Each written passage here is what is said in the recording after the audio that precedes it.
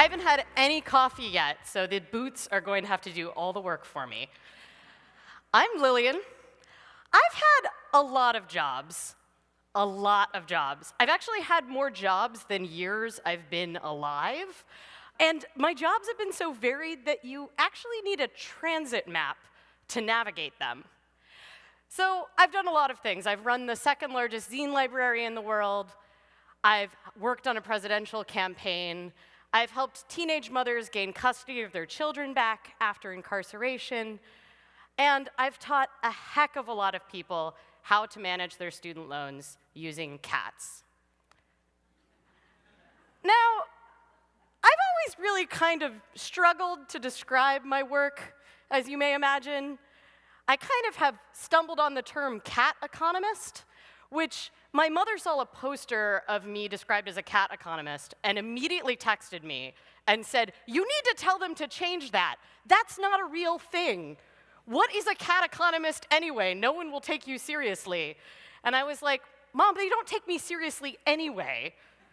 I wear Bowie costumes and wing boots. I'm obviously exactly what you expect someone to teach personal finance to be dressed as. I think this is what everybody wears on Wall Street, I'm pretty sure." So I've always struggled to describe my work, especially in those kind of situations where you only have a couple seconds to explain yourself. Like, you meet a stranger on an airplane or at a hotel bar or when going through Russian immigration, and it's really hard to look a stranger in the eyes and go, "I make cat books about personal finance." But here's the thing, it works. Personal finance is actually pretty effective. And I got into this whole personal finance thing completely accidentally. And when I first started teaching it, I thought, oh, I'm just going to show everyone compound interest charts, and they'll immediately rush out and start saving for retirement. It doesn't work that way, by the way. No amount of compound interest charts compels people to save for retirement. And I realized that most of money, it's about 95% emotional and only about 5% actual math. And people are so stressed out and have so many things built up inside them. They tell themselves they're bad with money before you even walk in the room. And I kind of stumbled onto this perfect formula, which is simple. It's just add more cats. And I know that you're like, oh my gosh, of course she's telling me to add more cats. She's in a pretty ridiculous outfit. This is quite normal for me, just so you know. But the thing that I kind of discovered is that people have a very specific idea of what a personal finance workshop is going to be like. They expect something very specific when they walk in. They kind of have a mental image of what they're going to do, and they've already shut down.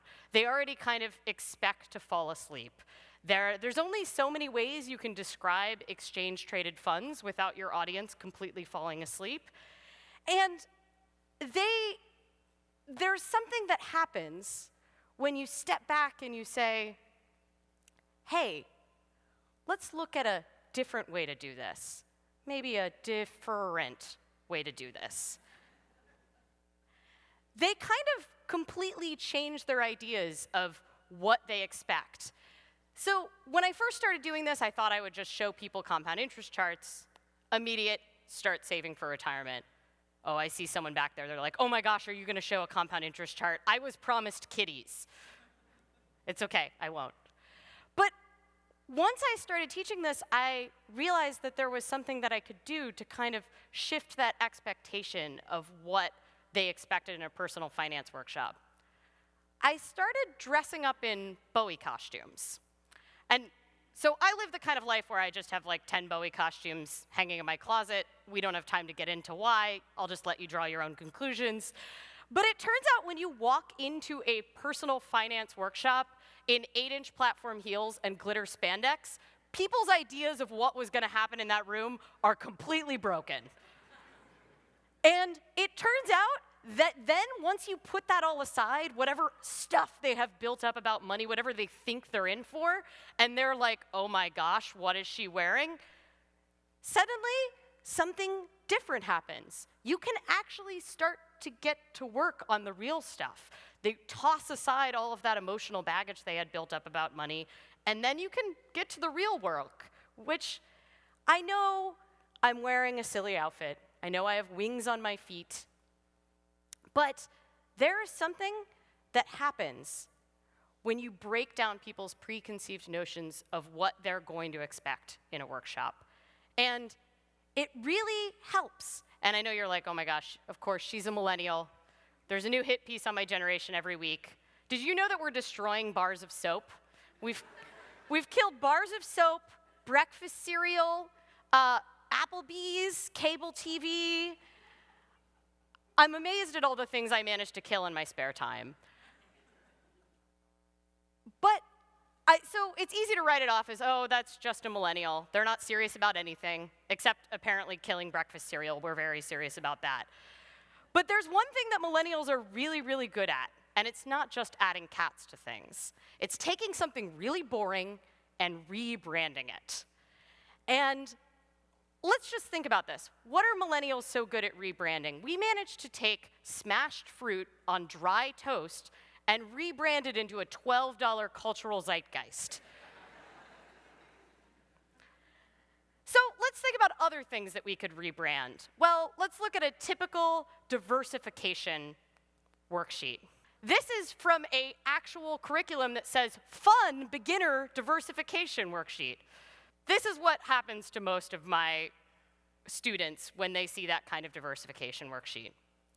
Let's try to apply this simple formula of adding more cats. Well, you have two different investment vehicles. You have a traditional retirement plan, a 401k box. It's a box because it kind of closes up. It's actually hard to get to after retirement age once you put something in it. Or we have our Roth basket, which is a little more open, friendly. It's easier to get your contributions out before retirement age. And in those, we need to put our actual investments. So let's think of investments as some cat toys. We have some sparkly balls, some dangling sticks, a bell ball. So my cat absolutely loves sparkly balls. They're her favorite. She loves to carry them around the apartment at 2 in the morning, meowing. She makes this very cute meow. She prefers to do it whenever I want to be asleep, of course, and she likes to drown them in the water bowl. I don't know why. So Dora tried to build a portfolio, her Roth basket, and she filled it with sparkly balls. But this is pretty risky portfolio, because what happens if we invent a better, sparklier ball? Or we discover sparkly balls cause cancer? Or, something happens to the supply chain for the tiny little glitter pieces that end up all over my house. This is an undiversified and risky portfolio. So let's have Dora look into making a more diversified portfolio. She's balanced her fund. She has a bunch of different toys in her Roth basket. Now, I said I wasn't going to show you any compound interest charts, but did you just retain diversification a lot better from that than you did from that first slide? Here's the thing about this.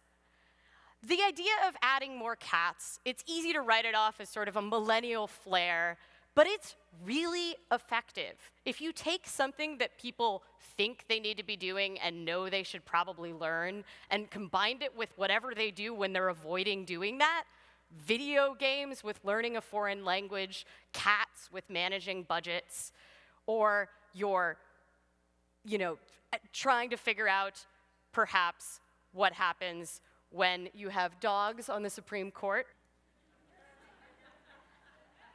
John Oliver took something incredibly boring, which is Supreme Court deliberations, and figured out how to make them more interesting.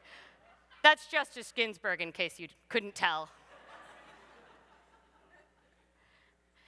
There's a lot to be said for the power of just taking something simple and challenging and figuring out what that fun element is. So voter drives with costumes, or improving outcomes in low-income health communities with more puppies. I'm not saying that felines have to be your solution, but I'm saying there's a relatively simple formula.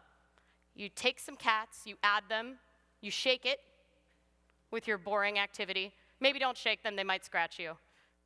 And there you go, you have better learning outcomes.